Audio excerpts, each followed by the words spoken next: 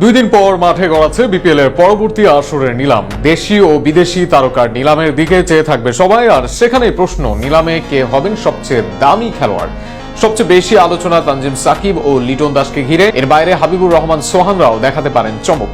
সব মিলিয়ে কে হতে পারেন বিপিএল এর সবচেয়ে দামি খেলোয়াড়, তা নিয়ে থাকছে প্রতিবেদন।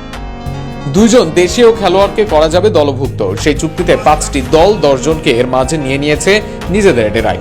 বড় দেশি তারকাদের মাঝে ফিজ, সাইফ, তাসকিন, তামিমরা দল পেয়েছেন। আবার মিরাজ, নাসুম, শাক মাহেদি, তানভীররাও পেয়েছেন দল।